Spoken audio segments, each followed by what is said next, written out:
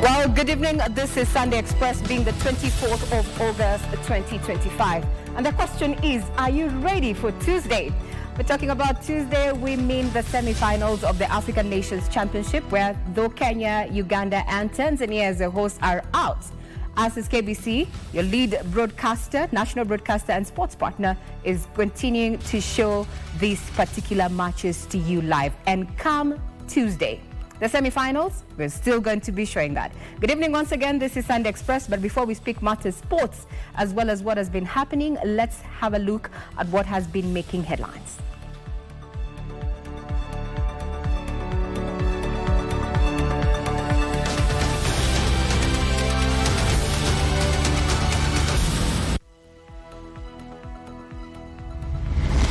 Vijana wote Wakristo Waislamu wa kutoka sehemu zote za Kenya, pasipo kuzingatia dini yao ama mahali walizaliwa, wapate vitambulisho na passport bila kubaguliwa, na wote wapitie utaratibu mmoja.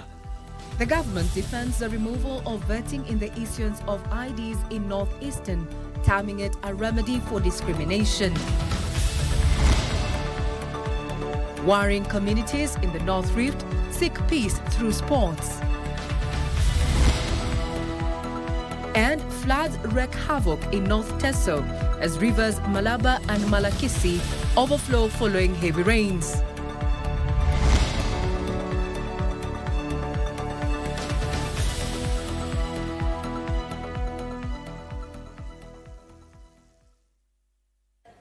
Good evening once again. I'm Regina Manyara, and my colleague on sign language is none other than Byron Abuli.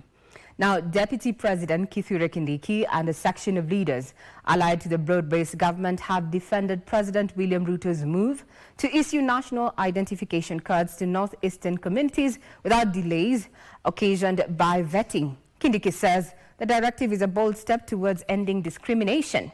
Opposition leaders, however, have been faulting or rather opposing that particular move. The Economic Empowerment Program led by Deputy President Kithure Kindiki pitched tent in northern Kenya over the weekend.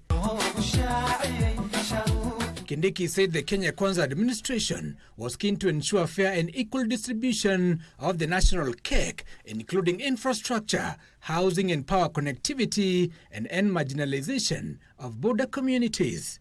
Na hapa ndiyo alitia sahihi ile amri ya kuondoa mfumo wa ubaguzi ambao ulikuwa unabagua vijana wa kaskazini mwa Kenya, ili vijana wote Wakristo Waislamu wa kutoka sehemu zote za Kenya, pasipo kuzingatia dini yao ama mahali walizaliwa, wapate vitambulisho na passport bila kubaguliwa.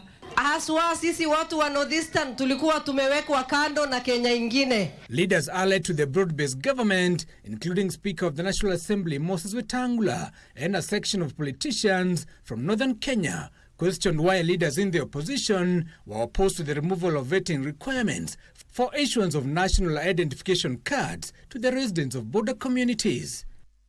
Northeastern itakuwa part of Kenya na ataitoa vetting of acquisition of vital documents like ID, passport na hiyo ingine inaitwa birth certificate. Wapate vitambulisho kama Wakenya wengine, wapeleke watoto wao shuleni kama Wakenya wengine, wapate huduma ya afya kama Wakenya wengine. Kuna yule mkabila ambaye anasema ya kwamba watu wa Northern Kenya hawafai kupata kitambulisho, watu wa Northern Kenya hawafai kupata barabara, watu wa Northern Kenya hawafai kupata stima. Sisi tunamwambia lazima usawa iwe. The Deputy President highlighted progress on the 750-kilometer Isiolo-Wajir-Mandera Road, describing it as the longest road project ever undertaken by the government since independence. Tangu 1963 hiyo barabara hakuna mtu alifikiria hata mara moja. Ya kwanza yule alifikiria ilikuwa Mwai Kibaki. Alifanya design. The leaders also defended the economic program, saying supporting women and youth-led circles is central to the national government's agenda of strengthening small-scale businesses. Giverson Maina, Sunday Express. Energy Cabinet Secretary Opiyo Wandayi is accusing members of parliament of using intimidation tactics in an attempt to prevent President William Ruto from calling out corrupt legislators and government officials. Meanwhile, former Manyara County Senator Ambassador Mohammed Maalim has officially declared his bid for the Manyara gubernatorial position in the 2027 general election. Following the accusations and counter-accusations that continue to play out between President William Ruto and members of parliament over the allegations of massive corruption in the August House, Energy Cabinet Secretary Opiyo Wandayi has weighed in on the matter. Accompanied by a host of Orange Democratic Movement legislators in Unguja, Siaya County, Wandayi termed the impeachment threats against President William Ruto as a waste of time. Wewe pengine ulichangia kuweka yeye kwa kiti, lakini sisi vile tutahakikisha kwamba hautamtoa. His Excellency William Samoei Ruto has also to tell people where they are going errand. Speaking at a separate event, Isiolo County Governor Abdi Guyo and Tana River County Senator Danson Mungatana said corruption allegations should not be politicized but probed by relevant institutions. Mimi kama Guyo hakuna senator nimepatia pesa na hata sijui kama iko governor anaweza kuwa na shilingi milioni 150 ya kupatia nini senators. Haiwezekani kwamba ati wabunge wote wameenda kufanya mambo kama haya. Meanwhile, Tharaka Nithi County Woman Representative Susan Ngugi is calling for the arrest of legislators suspected of corruption.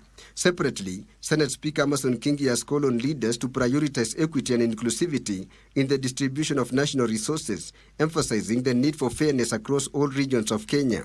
Speaking during Sunday Mass at Holy Family Catholic Ndiwa Parish in Homa Bay County, Kingi eyed political leaders to support President William Ruto's efforts in ensuring equitable development regardless of political affiliation or voting patterns.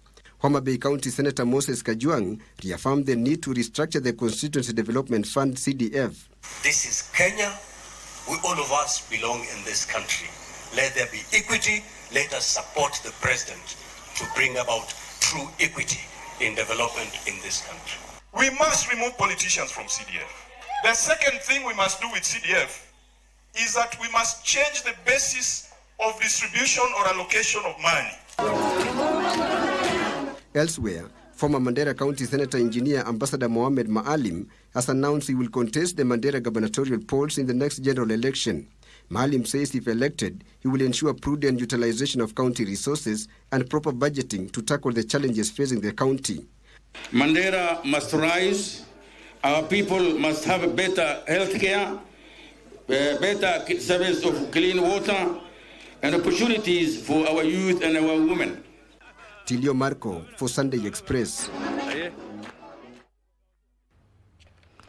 Now, communities in the North Rift are leveraging sports as a way to foster peace and unity. A three-day tournament in Chemlingot in Baringo County brought together residents from conflict-prone counties, with leaders urging an end to banditry and decades of violence. For 3 days, the dusty grounds of Chemolingot transformed into a field of hope. Drums, cheers, and the thud of footballs replaced the echoes of gunfire that have long haunted the North Rift. Communities from Baringo, West Pokot, Laikipia, Samburu, Elgeyo Marakwet, and Turkana converged here for a peace tournament that was as much about unity as it was about sport. Speaking at the event, Interior Cabinet Secretary Kipchumba Murkomen urged residents to turn away from decades of violence that have defined the region.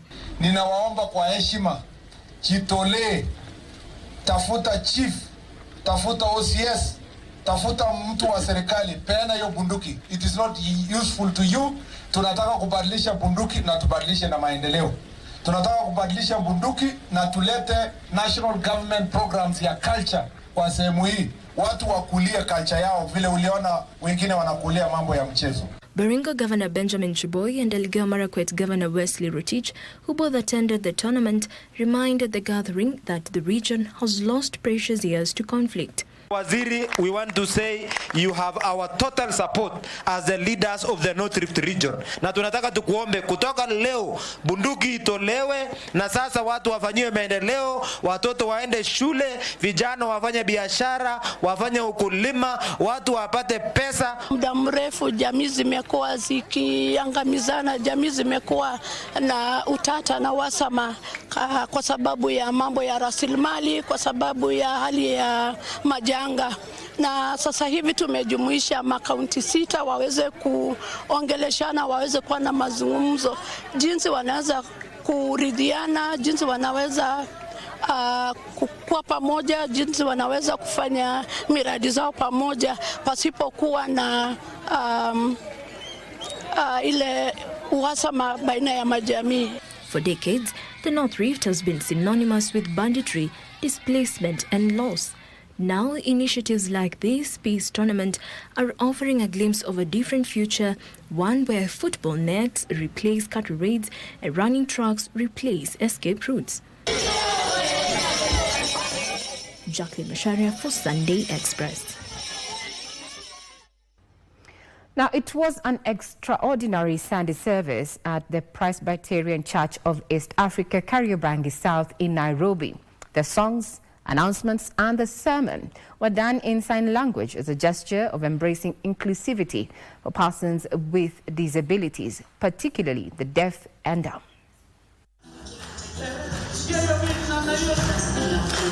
The Presbyterian Church of East Africa, Kariobangi South, may have been packed to the brim, but this was no ordinary service.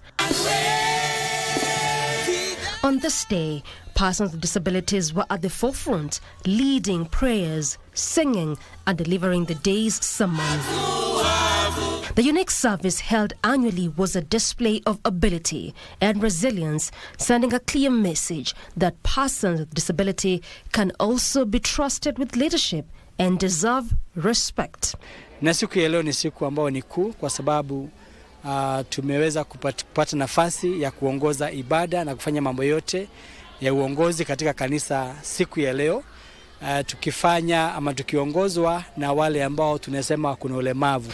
Reverend George Obonyo, who is deaf, delivered the sermon entirely in sign language, focusing on dignity for those living with disability and a call to action. Tumekuwa na disability awareness hapa katika kanisa letu la Kariobangi South. Katika kanisa tofauti tunahubiri kuhusu kuungana na Yesu kule mbinguni. Na jambo la kwanza, tuko na walio kipofu, kuna viziwi, tuko na watu wengi ambao wako na ulemavu katika kanisa yetu, na tunaendelea kumshukuru Mungu kwa kutupa kila mwaka tunashukuru na kuwatukuza watu walio na ulemavu. By so doing, the church aims at shattering stereotypes that have equated disability to inability. Sote tu jamii ya Mungu na tumeona wamewekwa kando wale wengine hata wafikiwi na ujumbe wa injili, kwa sababu kama atakaa nyumbani hakuna mtu kumfikia, huyo hatawajua Yesu. Kwa hivyo sisi we are reaching out ili tuweze kuwafikia, tuwalete kwenye nyumba ya Bwana. From the pulpit to the pews, the service was not just about worship, it was a statement of inclusion and dignity. Doreen Arange for Sunday Express. Our very own Susan Thuk there, who participates in sign language worships in that particular church. And as you can see, I have a colleague on sign language that is none other than Byron Abule, all about inclusivity. Now, hundreds of residents living near Malaba and Malakisi rivers in North Teso, sub-county, Busia County, are counting losses after their homes and crops were washed away by floods following heavy downpour pounding the area. Area leaders are requesting for emergency assistance from the national government as well as well-wishers, even as they urge the residents to relocate to safer areas. These parts of Teso North Sub-County are choking under the unprecedented impact of Mother Nature. The floods have rendered hundreds of residents living near Malaba and Malakisi rivers homeless, and hundreds of acres of farmlands left with submerged crops. Over 150 residents residing in Amoni, Akiria Masit and Asiriam, who are some of the most affected, are calling on the government and well-wishers for humanitarian aid. Mebeba mahindi, mtama. Sasa tumeona sasa hii. Hata juzi alibeba watu wawili hapa. Maji, unaona hii maji watoto wanakuja tu kuogelea. Sasa mtoto akikuja amegonjeka malaria, kipindupindu. Area member of County Assembly Ronald Ochalu is urging the residents to relocate to safer areas, even as he calls for a lasting solution to the frequent floods witnessed in the area. Watafute sehemu kame kavu ambayo wanaweza kutumia ili uepuke majanga mengine yanayotokana na familia ambazo zinaenda kuathirika. Zinafika kama familia 75 zile ambazo zinaishi kule chini ya Kriamasit, na pia tuna familia zaidi ya 50 kule maeneo ya Kajei, Eksegere. Solution tuweka dikes vile nilikuwa nimesema mbeleni, mpaka na leo no dikes have been put to control these floods. Kasichana Masha, Sunday Express. 21 families from Musoso village in Kangema, Murang'a County, who were relocated to a temporary camp and are living in uncertainty after their ancestral land was rendered unsafe by emerging huge cracks. The families who have lived in the camp provided by ACK Church over the year are appealing to the government to find them safe land to rebuild their lives. For close to 1.5 years, 21 families from Musoso village in Kangema constituency have been living in a temporary camp after their land was declared unsafe. According to the affected residents, the warning signs emerged in the late 1990s but worsened in 2018, forcing families to rebuild their damaged homes. The situation became disastrous during the April 2024 long rains, when the walls of the houses split open and floors caved in. Kuna wakati niliona kukienda nikiwa karibu, mimi nikastuka nikashindwa kama tutakuwa tukikaa tu hapa. Hiyo kasehemu kadogo kamebaki ndio tunakuja kuangalia kama tutapanda sukuma nini, kwa sababu hatuna pahali pengine pa kwenda. To survive, residents have now resorted to planting small kitchen gardens around the camp, but which barely meet a family's demand. During the day, many walk back to their old farms to salvage what is left of their shrinking land, even as fresh cracks appear daily. Mimi niko na familia ya watu 4. Sasa hiyo watoto 4 nilikuwa naweza kuwalisha kwa shamba yangu. Nilikuwa nikivuna kahawa yangu, majani yangu, nikiuza naweza kusomesha watoto yangu. Sasa tangu siku ile kuliporomoka, tangu wakati hiyo hata chakula ya tumbo peke yake, kwa sababu majani chai ilibebwa, kahawa ilibebwa. The families are appealing to the government for urgent intervention to relocate them to safer land to rebuild their lives. Hiyo shamba yetu hakuna mahali pa kupatia ng'ombe zetu majani, imeenda na maboromoko. Sasa tunahangaika kwenye barabara kutafuta majani ya ng'ombe, na hata tukiwa hapo hatukuwa na amani. Local leaders led by Kangema Member of National Assembly Peter Kihungi are working with the Ministry of Lands and relevant agencies to secure permanent relocation. They were quick to do the geological survey, which now came up with a resolution that this area is not habitable for human. Now we have been following up with the president, and last week the CS for lands called me and told me, inquired on this issue. Martini Maslin for Sunday Express. On that note from Murang'a brings us to a fast break this evening on Sunday Express. Later on, we're going to be having a candid conversation in regard to the role that nurses play when it comes to mental health care as well as awareness. Let's take that break. We'll be right back.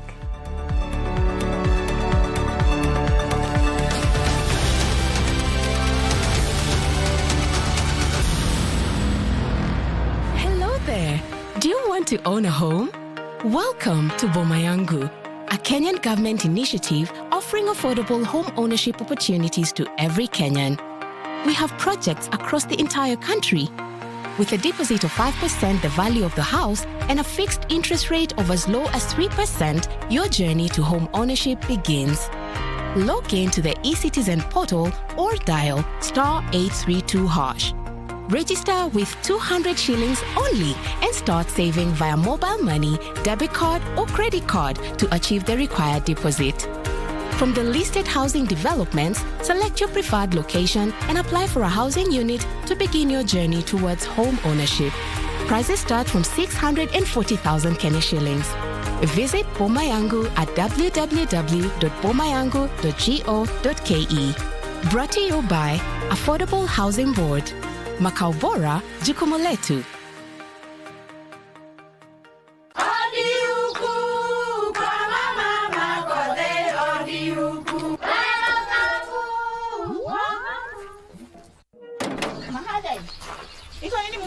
Si niliwaambia. Halo. Niletee kama kawaida. Kama sio kavagara, wacha kiumane. Ulisikia wapi sherehe bila kavagara?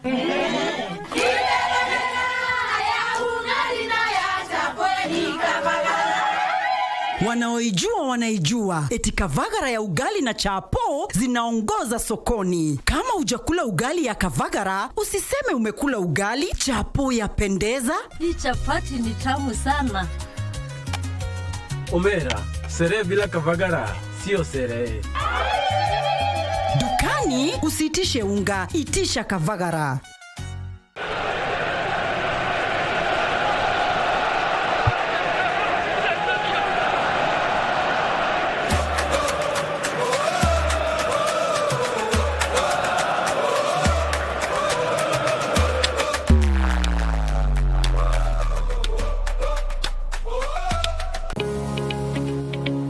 Attention all journalists in Kenya. The Media Council of Kenya, MCK, is calling you to apply or renew your 2025 press card now. It's fast and easy. Just log on to your online portal at www.mediacouncil.or.ke. For more information, email us at accreditation@mediacouncil.or.ke or call 0110-131-447 or visit us at Britam Center, Nairobi, or our Mombasa, Meru, Nakuru, and Kisumu offices.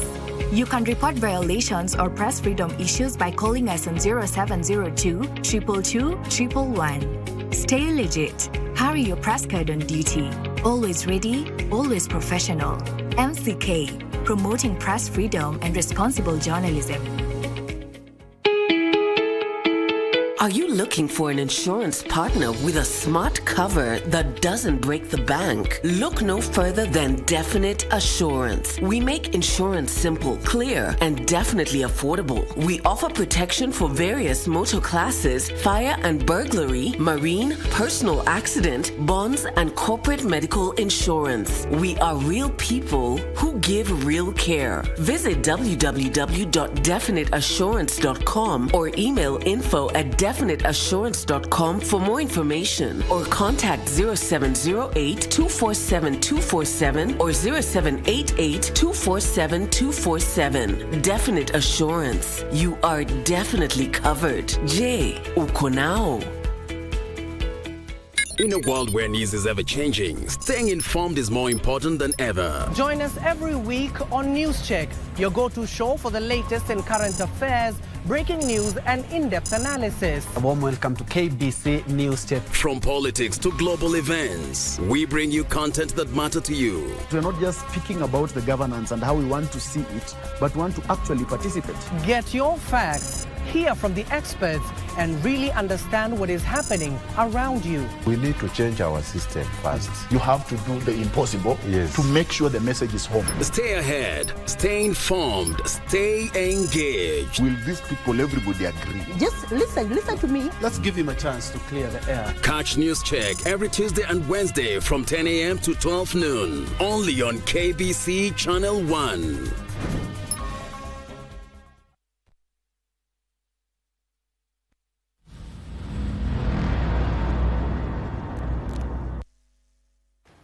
Good evening, you're watching Sunday Express.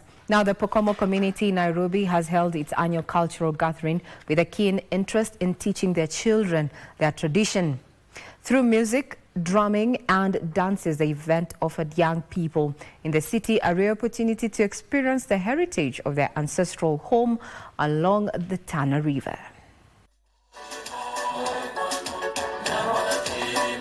The celebrations held at Nairobi Memorial Park brought together Pokomo families for their annual general meeting. It was a vibrant display of song and dance aimed at passing down cultural values to the younger generation. Organizers said many children in the city rarely get the chance to visit their ancestral villages, making such gatherings vital for cultural continuity. The importance of this event is that one is to teach our children who do not have access to the village all the time on our culture. That is our music, our food, and our traditions. And you can see the way they are dressed today to reflect the culture. Men showcased traditional attire worn during cultural rites, while women adorned themselves in shukas and ornaments, leading the crowd in soulful songs and dances, accompanied by leg instruments and rhythmic drum beats. On the main side, we normally use kikoi. We don't use trousers. And then the kikoi, there is a particular way of doing it, especially during circumcision ceremony, which we call miri. This is an initiation process after circumcision where the young boys are normally transitioned from boyhood to adulthood. Tipini hizi huwa ni mapambo ya Kipokomo. Sana sana huwa tuna suka lines, just normal lines za nyuma, halafu tunaweka hizi. Hizi ni mapambo ya Kipokomo. Hii huwa inaitwa bambo, hii ribbon hii. Halafu hizi pini sana sana huwa tunazibandika saa ile tumesuka lines, tunaweka kwa lines kama mapambo like crowns. Community leaders emphasized that the annual gathering will continue to serve as a bridge, ensuring children growing up in urban areas remain connected to their Pokomo roots.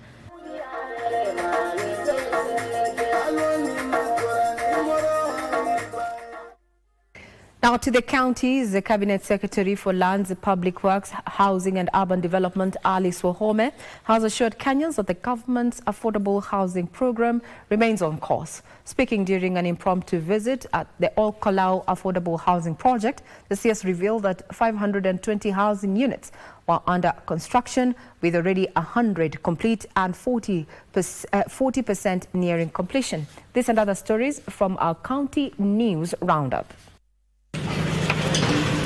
The government has allayed fears that the affordable housing project is off the tracks. The Ministry of Lands and Housing has reaffirmed the commitment to delivering dignified, accessible and affordable housing under the Affordable Housing Program, a key pillar of the Kenya Kwanza administration. We are likely to achieve the target. We are at 40%, that's what have been advised, at 40%. And we are doing 420 units, this particular project of affordable housing. Meanwhile, the National Transport and Safety Authority has warned that only vehicles meeting road safety standards will be allowed to ferry students back to school when learning resumes. We have our teams, both at the highway from Narok, the highway from Eldoret, and towards Nairobi, so that we make sure that we don't allow unlicensed vehicles to carry students. We also urge the public that in case you come across vehicles that are violating these particular rules, please share the information with our police. Elsewhere, the Kenya National Highways Authority has finally erected road bumps along the Korompoi stretch of the Namanga Highway, a black spot that has claimed at least 12 lives in the past month. The move follows an outcry from residents and motorists. Kabla kama kukwa na bumps, ajali zimefanyika mingi sana hapa. Mpaka kila mtu anakuwa na wasiwasi. Hata unapata hata kuchukua gari kuenda, kama unaenda Kitengela, unaogopa juu unaona anytime unaweza pata ajali. Finally, education stakeholders have rejected calls by Azimio leader Raila Odinga to devolve the education sector. Chairman Karinga Munuhe has dismissed the proposal as a recipe for confusion, mismanagement, and sabotage of critical education funds. When the Minister of Education is devolved, then the Teacher Service Commission again is devolved. Then every county now start employing the teachers. We have seen our smaller unit called the ECD. Our ECD is devolved in the county. And we have seen even those teachers not being given uniform amount of salary. You hear that this county is paying different from that other county. A family in Nairobi is appealing for 1 million shillings from well-wishers to help them settle mounting hospital bills for their kin battling stage 4 prostate cancer. Jacinta Nyokafi, a mother of 5, says her husband's condition has drained the family's resources, leaving them on the brink of losing everything.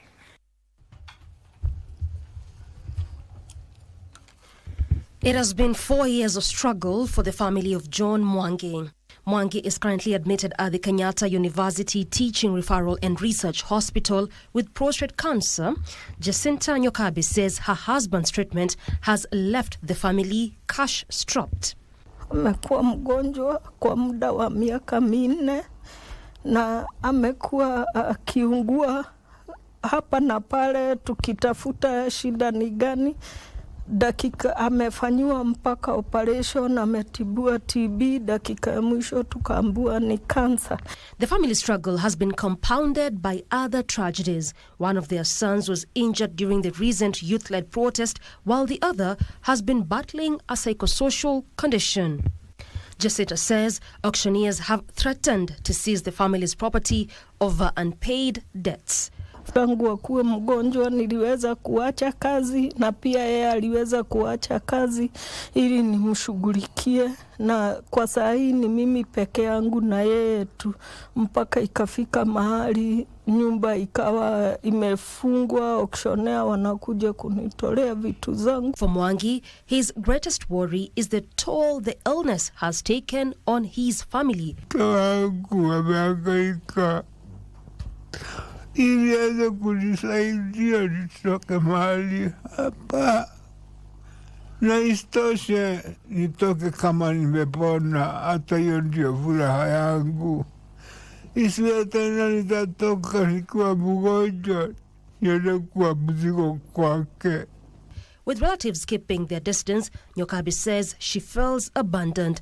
The family is now appealing to well-wishers to help clear the bills. Kuna mtu hata mmoja amewahi kuja kunisaidia. Nimekuwa nikienda hospitali hapa na pale, lakini sijawahi ona mtu wao hata mmoja. Ningeomba mtu yote aliye mahali pale aguzwe na huruma ya Mungu tu aweze kunisaidia ili niweze kusaidia huyu mume wangu.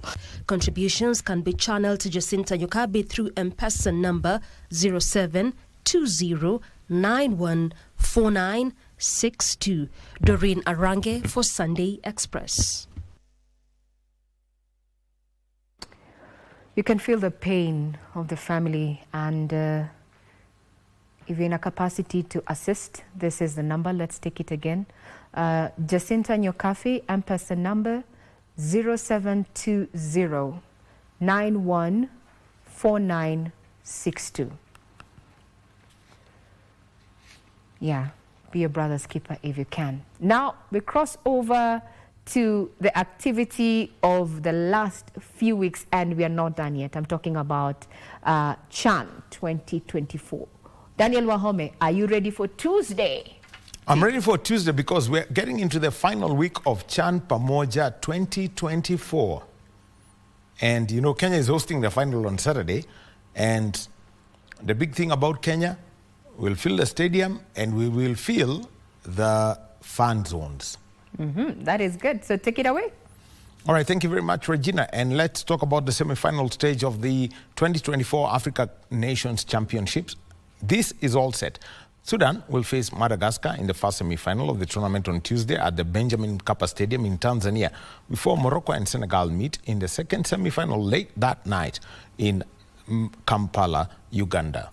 So, the winners of those two semi-finals will meet in the final at the Kasarani Stadium on Saturday, while the losers will face off a day before in the third-place playoff at the Mandela National Stadium in Uganda. Beyond, if need be. Jude Semagadi is now lumping forward. Jude Semagadi, touch. Fonseca getting in on to Laios. Turns the ball in, twisting one way or the other. And this is Gaye. Fashions out across, and the ball lands beautifully. Chance here, and the final whistle sounds here at the Nelson Mandela Stadium. Have what it takes. Two very different. He's played most of his career in Algeria. Oh, given away cheaply here. Slid towards goal, and on the follow-up. Can he provide the spark here? Oh, it's a brilliant little return ball. He's dinked it towards goal, and it's created an opportunity. Turned in! Out in the previous edition's final.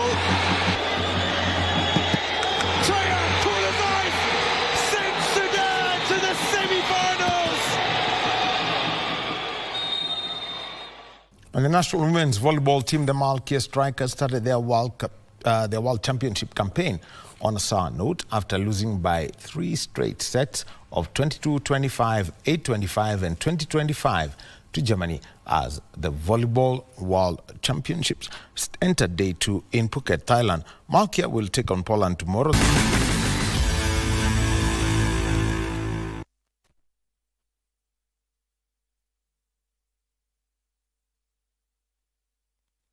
We're not one thing, we're many. We move fast to change lanes, but no matter the mood, bank tunahitaji ni yenye na switch na sisi. Enye iko already where we are and ready when we are. In our pockets, on our time, na speed yetu. One built not just to keep up, but to move with you in every mode. So, uko mode gani? Download the new KCB mobile app and switch on your mode today. Are you ready to turn your passion into a profession? Welcome to Sensei College, where innovation meets action. At Sensei, we don't just teach, we train, we equip with hands-on market-driven courses. Join thousands of Kenyans and the rest of the world who have launched their careers with just an ID. Our friendly learning environment, modern facilities and skilled instructors give you the support you need to thrive. Looking for industry-based training with real tools, real skills and real outcomes? Look no further. Call 0705 000 777.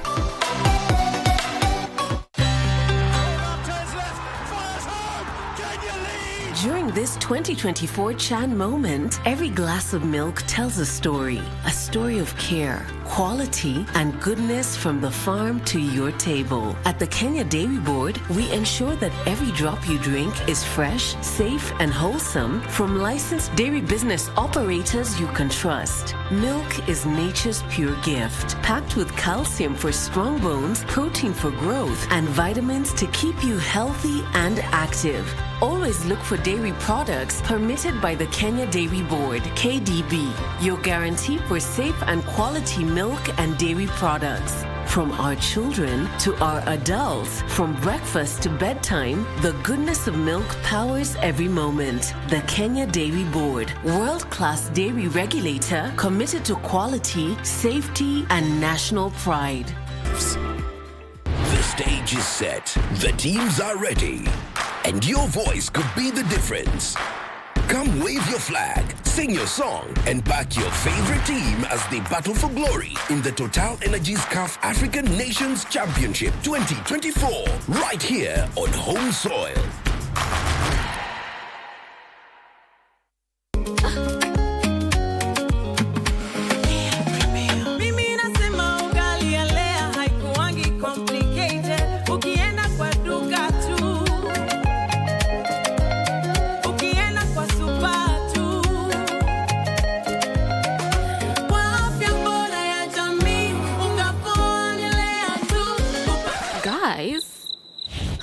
Wait.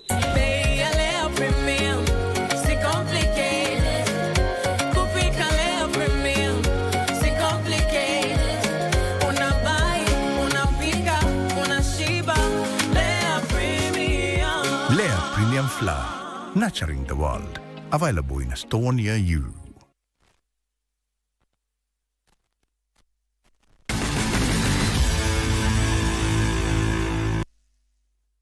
And welcome back to Sunday Express Sport. Now, Gethenji Hinga won the 2025 KICC Rapid Chess Tournament after winning the opening section with a total score of 6 points last evening at the KICC.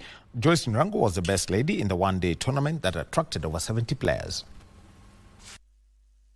Hinga won the KICC Rapid Chess Tournament title on his return to competitive action after a 2-year absence by beating closest rival James Panchal, who settled for second position, while Dennis Kalati sneaked into third position, all on 6 points. Victor Ngani and Den Kangor sealed the top 5 positions, the bracket for the cash rewards. Hinga walked home with 25,000 shillings prize money for winning the title. Yes, you shall see more of me. I'm going to play in the league, and I'll start coming back into the tournaments. Yeah, so this is a comeback. So I guess it's a comeback with a bit of it was a good comeback for me. Joyce Ndirangu was the best lady in the one-day tournament that attracted over 70 players with a score of 5 points. She edged Shilalia Grace, who settled for second position with a score of 4.5 points, while Ariane Ngani took the bronze with a score of 4 points. Lady champion Ndirangu pocketed 10,000 shillings cash reward. One of the things that the president has been engaging on, emphasizing on, is that the youth are given opportunities, and we want to give them opportunities to come and compete. Like now we had chess. Chess encourages them to have creative thinking and innovative thinking, and also to find solutions. If you're a creative thinker, you will find solutions for the problems that we have around. Ryan Baraka collected 5 points to win the under 18 years category, having beaten pre-tournament favourite Aaron Gillo, who was second with 4 points. Amani Anastasia won the under 16 years category. Trevor Mushoki was the under 14 years champion with 6 points. Vishal Siddhi took the under 12 years title with 5 points. Sean Ringera emerged the top player in the under 10 years category, while Ethan Kipto got his hands on the under 8 years title. And the Ugandan duo of Jordan Schleck and Mary Aleper defended their 120-kilometer race titles at the Vipingo Ridge leg of the Loop Safari Gravel Series as the 2025 edition came to an end. This was the 5th win for the 20-year-old Schleck out of the 8 races held so far since the inception of the series last year, winning 2 legs last year and 3 this year. He finished 5th in Naivasha earlier in June this year, that being the only race he did not win in this year's series. At Vipingo, Schleck braced the hot and rugged terrain to clock an impressive 4 hours, 28 minutes and 47 seconds to win ahead of his compatriot Lawrence Lorot, who timed 4 hours, 40 minutes and 3 seconds. Kenneth Karaya was third, timing 4 hours, 45 minutes and 0 seconds. Useful highlights, we saw more than a doubling of the number of participants. We had about 120 people on the starting line last year. Today we actually went just over 300 participants on the course. Bingo, it's pretty good weather. It's a bit hot. It made the race to be more fun and a bit challenging, but otherwise the race has been really nice. Despite some challenges I've been facing, crashing a little bit. I came prepared to defend the win, so I'm very happy for today's performance. And 10 Kenyans are the latest millionaires in town after winning the sport-based jackpot bonuses. They bagged a total of 103 million shillings, 981,870 shillings. Leading the pack were 2 different mega jackpot winners who walked away with 69,584,992 shillings after correctly predicting the outcome of the 14 out of 14 Sport Pesa mega jackpot that took place on the 16th and 17th of this month. Pesa is facing a historic moment right now. Just last week we had our historic moment where we awarded 424 million to one mega jackpot winner. And right now today, this week is also another exciting moment for Sport Pesa because we're having up to 104 million in jackpot and mega jackpot bonus wins. Kuna furaha kwa kushinda Sport Pesa. Nimesha cheza kutoka 2017. Alafu nikaendelea kucheza. Up to now ndio nimecheza tena.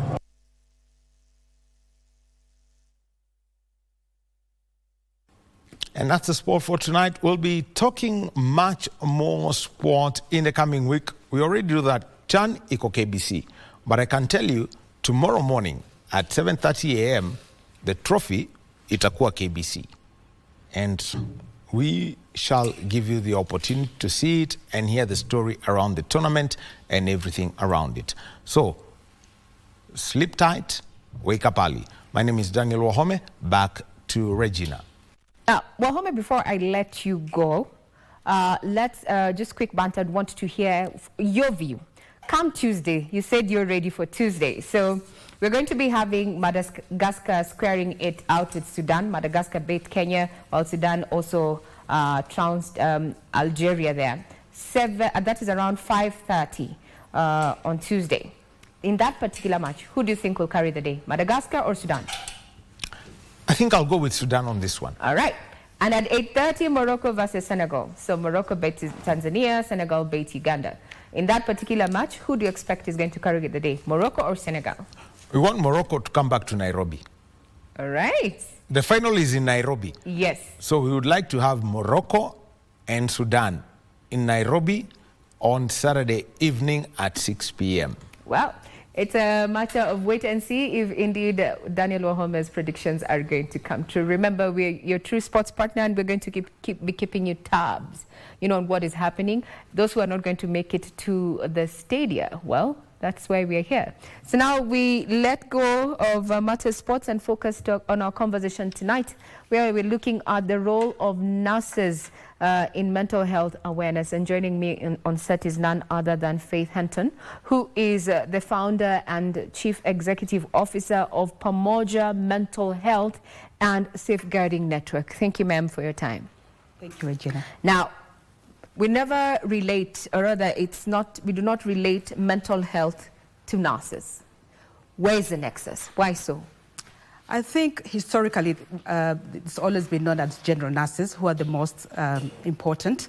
However, behind that, or what is coming up more important now, is mental health nurses who are specifically there for helping patients during crisis, mental health crisis. And what has happened in the past, the highlight of people just know about physical illnesses. They don't know about mental health illnesses. So we have psychiatrists, we have psychologists, and then we have the mental health nurses who are the forefront of actually interacting with patients when they go through mental health crisis. All right. So we have mental health nurses. Yes, specifically for mental health crisis. And it's very interesting you asked that question, because when I was coming in here, I was telling someone that I'm a mental health nurse. And she said, what do you mean? I don't know. Exactly. So to take that opportunity, what does that really entail? What does it mean? So mental health nurses work together with psychiatry doctors. And the psychiatry doctors are the ones who, if a patient comes into a psychiatry hospital, they're the ones who diagnoses the cases. And then from there, you have the psychologists who come with the intervention, the best treatment and care plan for the patient. And then we have the mental health nurses who actually cover all that and help. We're the first contact. We're the ones who actually notice what is going on with the mental health patients when they're deteriorating and when they're in crisis. So the mental health nurses, actually, we are the backbone of mental health services. All right. Now, in the Kenyan scope, in the Kenyan situation here, do you think, in your opinion, do nurses receive enough training on mental health care? Well, from reading the research that is out there, and also there's the CARE Act, the amendment on 2022, which has just come out, and that actually recognizes that nurses have not been given the right trauma-informed training, and that is lacking, because what is happening is mental health nurses are human. Even though they have training, they deal with the crisis and the mental health trauma that comes in on that door. And they don't get that support. There's no one actually supporting the nurses. No one is checking in their well-being, there's no clinical supervision, at least not enough. There's no trauma-informed well-being for the nurses. So what happens is they end up getting burnt out. They get up emotional fatigue, and not really being able to take care of the patient they're supposed to be taking care of.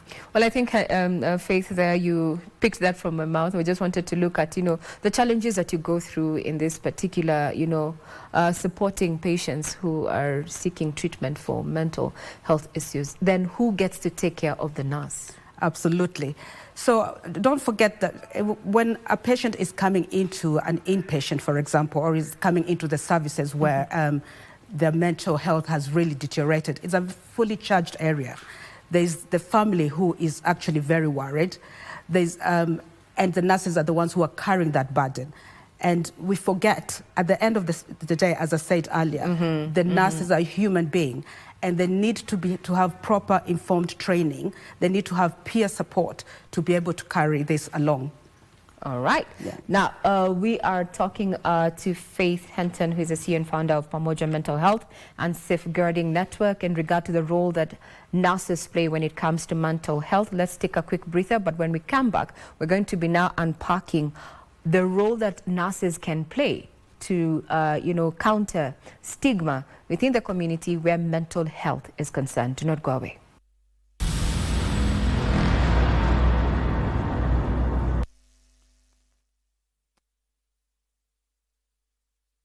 The National Youth Service, NYS, is proud to announce its 89th Passing Out Parade at the NYS Paramilitary Academy in Gilgil, Nakuru County. The occasion will be graced by His Excellency, President of the Republic of Kenya, Dr. William Samoei Ruto. As NYS continues its mission to transform, train, and empower the youth of Kenya, this parade marks another milestone in our journey towards realizing our vision of being a center of excellence. This ceremony will be live on KBC Channel 1 from 9 a.m. on Wednesday, 27th August 2025. NYS, Huduma kwa Taifa. My name is Bertram Mudhoka. I'm the CEO, Agricultural Society of Kenya, overseeing the running of over 16 shows in the country. As we enjoy the Chan Games on KBC Channel 1, I'm certain we've all been excited. It's very exciting moments, then by the wins of our team.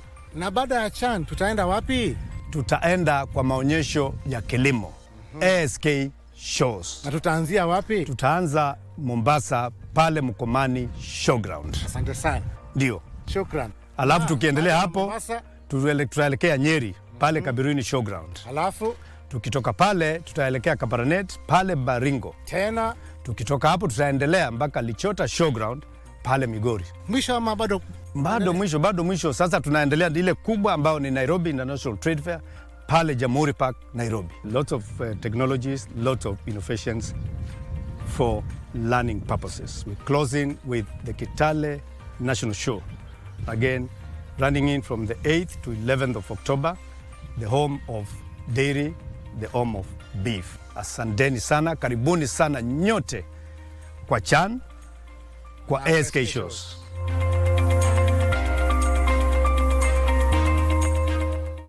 The stage is set, the teams are ready, and your voice could be the difference. Come wave your flag, sing your song, and back your favorite team as they battle for glory in the Total Energies CAF African Nations Championship 2024, right here on home soil.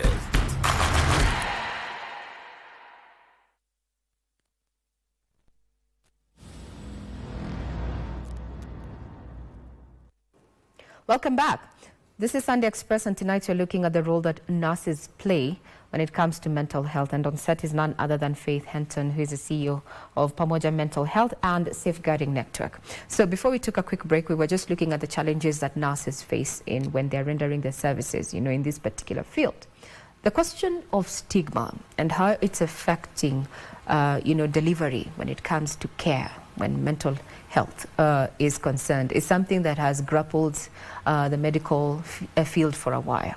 Now we have nurses. What role can they play, to counter the stigma within communities? How can they do that? Nurses play a vital role, and They need, first of all, to get the right training themselves. So as trauma-informed, to be able to understand the culture, different cultures that is there within different counties. And the different tribal, I mean, we have different tribes. So every tribe, every county, they approach mental health differently. So having that awareness is really important. And the stigma there, it's been there since time immemorial. And you wonder, why is that? Is the way... I believe the way the African culture is, we are tough. We should take it. We don't have time to fall ill, to feel mentally unwell. But in reality, that's not true. Life happens, and the anxiety that comes with life can trigger that mental imbalance. And that anxiety, if we ignore it, which most of the time we ignore it because of this thing, we are tough, we should be able to take it. No one, you should not, especially even men, you should not cry or say that you're weak, which is a huge thing. But with information and knowledge, you realize actually suffering is human and you need to seek help. There's nothing wrong. In fact, there's strength in seeking help, because suffering in silence, it ends up actually spiraling out of control, and you find that by the time you seek help, it's in crisis, and then that's when you need mental health intervention. And we are trying to prevent that from happening. All right. Yes. But then the question is, as you've said, tradition and culture as well as society norms is holding back, or rather eating into the achievements made when it comes to matters mental health. Have you had a case where you were trying to help a patient and they relapsed? Maybe alcohol related kind of mental health issues, and how did you deal with that? Relapse is not uncommon. Yeah. It's very common, and I think people need to know that. Recovering from mental health takes time. There's an expectation that it's a quick fix. Yeah. By the time someone has gone through a mental health crisis, it has actually taken a long time, but people have not actually observed and have not been aware or seen the signs. And this is where it's very important to be educated and for us to be checking on each other so that we see the signs. If I see someone is starting to act a bit different, is it different because what's going on here? You have to be curious. We have to be curious what's going on, because people act in very different ways, and by the time they start to self-medicate with alcohol medication, it looks like things, and then there's also suicidal ideation. Yes. And that has become, in fact, the study from World Health Organization saying that Kenya is actually ranked as one of the highest countries in Africa with mental health illnesses. I think that's quite troubling, isn't it? What is going on? So it means that we have to get a lot of, in fact, in counties, we have to have mental health in those primary cares so that when they come into primary services, we're able to notice these signs that something is going wrong so that we are preventing before it becomes a crisis, and also educating, informing people. We need to be able to be talking about mental well-being as the way we talk about physical health. When someone breaks their hand, we talk about that easily, but when there's mental health crisis, we have a problem. We're silent about it. Yes. You've mentioned the counties, but now I would also want now to shift focus to the day to 8 to 5. Kind of person who is leaving very early, coming back very late, working in an environment that maybe the salary is not enough, it doesn't come on time, career progression is not going as it should. No, just looking at that typical, let's say, employee. Yeah. How do we build capacity from this set for them who are feeling that they're not where they wanted to be, but that is where they are? How do you help them, especially within the work setup? Yeah. Well, first of all, there's the 2020 Amendment Mental Health Act, which actually is a legal obligation. Organizations and companies, they're required to promote the well-being of their employees. They're required to create safe places. They're required to have to share, an employee should be able to feel safe to share confidential information about their well-being without them feeling stigmatized that their job is going to be on the line. Yeah. Because those are the things that actually create anxiety. But it's actually the duty of the employees to create these safe places for people, their employers, to talk. And in the absence of that, what would you tell a person who finds themselves in a toxic work environment and they have to survive, they have to be there? What are the personal, build capacity on that person? Yes, well, we hope, again, for the long term, the legal obligation has never been there. And I think people need to understand that it is okay to go and talk to somebody. But I think a lot of people are afraid to talk to somebody because of that confidentiality factor. Be free to talk to someone, let someone know that something is going wrong, someone that you trust. And also, one of the things that actually works, and people don't realize that you work, is actually stepping away from your norm for even 5-10 minutes. Take a breath. I know Africans with our strong mentality say, what do you mean I go and breathe outside? No, actually it works, Yeah, or take a nap, or just to step out. So as we come to a close, let's look at what does the future look like, and what should be the priority to enhance nurses, impact on mental health in the Kenyan context. I'm actually very excited about the future for mental health in Kenya, because clearly with the new Mental Health Act, the amended one, 2022, it shows that people are aware and they want to take action. What needs to happen now is to take that legal framework and bring it into practice. Nurses have to get enough training, trauma-informed. There's social media, which is affecting a lot of students as well, substance misuse. So a lot of training is what needs to go in. And people need to understand what safeguarding is, because safeguarding and mental health actually link together to prevent mental health crisis. I would want to hear your comment in regard to the universal health coverage, because mental health is actually not covered in that particular aspect. What do you think about that?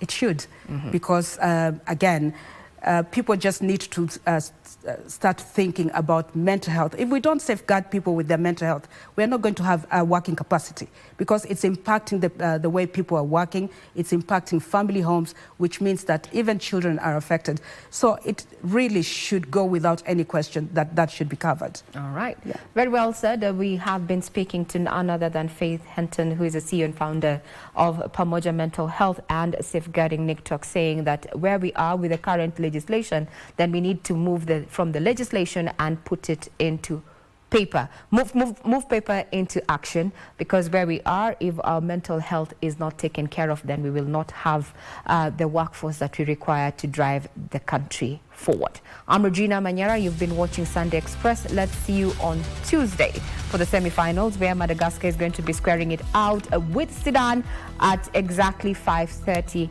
and Morocco is going to be meeting up with Senegal. Who will carry the day? Time will tell. Have a pleasant week ahead.